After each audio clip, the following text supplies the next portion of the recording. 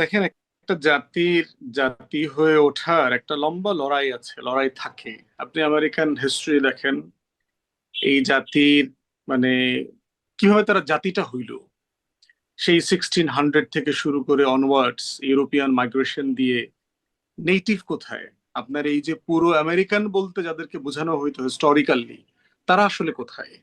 তাদেরকে এখন একটা সুন্দর রেড ইন্ডিয়ান শব্দ দিয়ে ব্রাকেট বন্দি করে দেওয়া হয়েছে।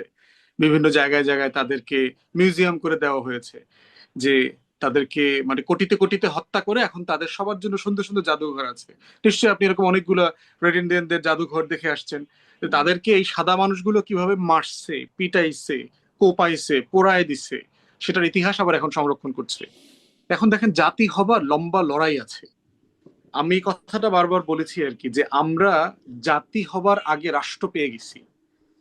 নর্মালি যেটা করে, যে আগে একটা জনগোষ্ঠী জাতি আকারে সংগঠিত হয়, মানে নেশন কি একটা সোশ্যাল অর্গানাইজেশন, তাই না, একটা সংগঠন।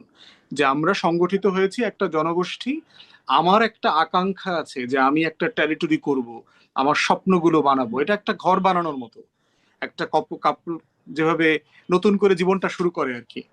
এখন আমাদের, আপনি স্কটিশ ইন্ডিপেন্ডেন্স দেখেন, এই যে স্কটিশ ইন্ডিপেন্ডেন্সের জন্য 2-3 বার রেফারেন্ডাম হয়ে গেছে। আপনি যেখানে থাকেন তার উত্তর পাশে কানাডার যে ফ্রেঞ্চ স্পিকিং কর্নার আছে, তারা আপনার বেশ কয়েকবার ফ্রাঙ্কোফোনিয়া স্টেট হবার জন্য রেফারেন্ডাম করেছে। 49, 48, 47-এ তারা বারবার হেরে গেছে। তাহলে দেখেন, এই ফ্রাঙ্কোফোনি কেনেডিয়ানদের, তারা কিন্তু একটা জাতি, বা তার রাষ্ট্র নাই। স্কটিশরা দেখেন, দেয়ার নেশন, তার রাষ্ট্র নাই। আমাদের বাড়ির পাশে দেখেন তামিল জনগোষ্ঠী, কয়েক হাজার বছরের ইতিহাস আছে, হুম। সে একটা জাতি কিন্তু তার রাষ্ট্র নাই। তারপর দেখেন কুর্দি জনগোষ্ঠী, ব্রিটিশরা ফ্রেঞ্চরা মিলে 4 টুকরা করে দিয়ে গেছে। এক টুকরা ইরাকে, এক টুকরা হুম। ইরানে, এক টুকরা সিরিয়াতে, আর এক টুকরা তুরস্কে। 4 টুকরা করে দিয়ে গেছে।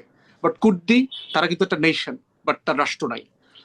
আমাদের সংকটটা হয়েছে, আপনি বাই অ্যাক্সিডেন্ট একটা রাষ্ট্র পেয়ে গেছেন, কিন্তু নেশনের যে সলিডারিটি তৈরি করতে হয়, ইন্টেগ্রিটি তৈরি করতে হয়, সেই ইন্টেগ্রিটিটা অ্যাজ এ নেশন আমার তৈরি হয় নাই। দেখেন, আমরা অনেক বিষয় নিয়ে কথা বলি, বলেন তো সকল বাংলাদেশি সবাই একমত এমন একটা বিষয় আছে কিনা আমার জাতিতে? একটা বিষয় খুঁজে বের করেন তো, যে আমরা একটা বিষয়ে সবাই একমত, এইরকম সোনার বাংলায় কোনো টপিক নাই। তাহলে আপনি আপনি জাতি হইলেন কিভাবে? জাতি মানে তো একটা ন্যাশনাল ক্যারেক্টার তৈরি করতে হয়, সেট অফ ভ্যালু সিস্টেমে আমরা সবাই একমত। এবং দেখেন, আমাকে ওই একজন সাংবাদিকের গল্পটা বলেছে। একজন ফ্রেঞ্চ জার্নালিস্ট দেশে ঘুরতে আসছে, তো তাকে জিজ্ঞেস করছে যে তোমাদের জাতীয় ফুল কি? তো সে বলছে শাপলা, লোটাসের কথা বলছে। তো সে শাহবাগে গেছে, তোমাদের ফ্লাওয়ার মার্কেট কোথায়? তো শাহবাগে, শাহবাগে গেছে। তো শাহবাগে তো নিশ্চয়ই আপনারা সবাই গেছেন, ফুল টুল কিনছেন, আপনাকেও কিনে দিছে। শাহবাগে কি আমাদের জাতীয় ফুলটা পাওয়া যায়? ওইখানে খুঁজে ওইটা পায় নাই। কি বলছে? ওইটার জন্য ভেজিটেবল মার্কেটে যাইতে হবে। ওইটা হইল সবজির বাজারে পাওয়া যায়। আপনি সোনার বাংলা বুঝতে পারতেছেন? যে আমরা একটা জাতীয় ফুল বানাইছি, যেটা ফুলের মার্কেটে পাওয়া যায় না, ওইটা সবজির বাগানে পাওয়া যায়, এবং ওইটা আমরা চিংড়ি মাছ দিয়ে রান্না করে খাই।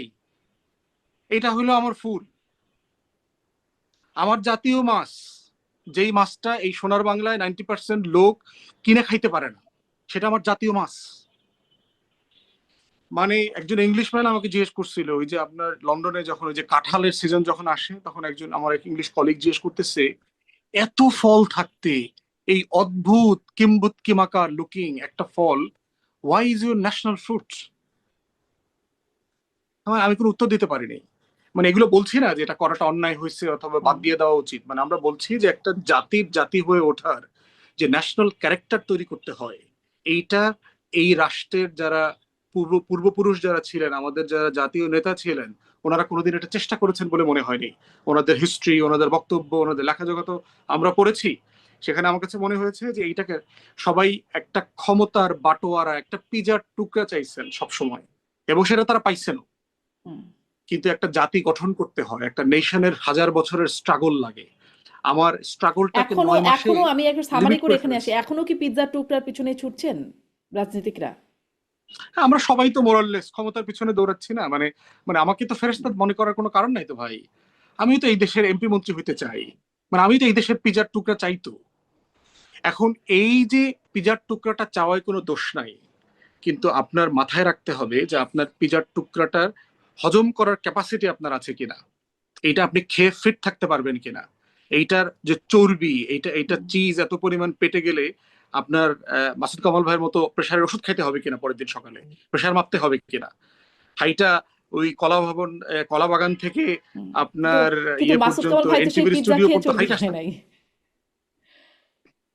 তাই না? মানে এটা আমাদের ন্যাশনাল ক্রাইসিসের কথা বলছি আর কি। মানে আমার কাছে মনে হয়েছে যে আমরা একটা নেশন হবার জন্য আসলে সবাই খুব বেশি চেষ্টা করি নাই, বাট এট এ টাইম একটা জাতির জন্য, ধরেন আমার তো রাষ্ট্র প্রকল্প শুরু হয়েছে 40-এর দশকে, আমার তো রাষ্ট্র প্রকল্পের বয়স 80 বছর, পাকিস্তান রাষ্ট্র, বাংলাদেশ রাষ্ট্র সব মিলাই যদি ধরেন। তো রাস্তাফাত আমার আমরা মনে হয় যে একদম এখনো শেষের হতাশ দিকে। হওয়ার মতো হুম। হতাশ জি। হবার মতো জায়গা হয়নি। আমার মনে হয় যে এটা একটা লম্বা লড়াই, আমরা সবাই মিলে এই জাতি তৈরি হওয়া স্টেটকে, রাষ্ট্রটাকে বিনির্মাণ করবার একটা লম্বা লড়াই চলছে, জি। এবং এটা চালিয়ে যেতে হবে, এটার মধ্য দিয়ে রাষ্ট্র রাষ্ট্র হবে। অনেক ধন্যবাদ, অনেক ধন্যবাদ ব্যারিস্টার আসাদুজ্জামান ফুয়াদ। মানে উম, লড়াইটা চালিয়ে যেতে হবে, তার মানে নতুন বন্দোবস্ত যেটির কথা গালভরা কথা শুনে আমরা এসেছি, সেই লড়াইয়ের মধ্যেই রয়ে গেল। বন্দোবস্তের কিছুই আমরা হয়তো পেলাম কিনা জানি না। আর আমি যেটা নিয়ে কথা বলতে চাচ্ছিলাম, আজকে আর কথা বলার সুযোগ হলো না, হয়তো আমাদেরও প্রায়োরিটিতে সমস্যা হয়ে গেল। দেশের যে সংকটগুলো এখন চলছে, জ্বালানি সংকট, এই বিষয়গুলো সংসদেও প্রায়োরিটি পাচ্ছে না। মানে সবখানেই প্রায়োরিটির অভাব হচ্ছে কিনা যেন। মাসুদ কামাল, আপনার কাছে একদম খুব সামারি করে একটা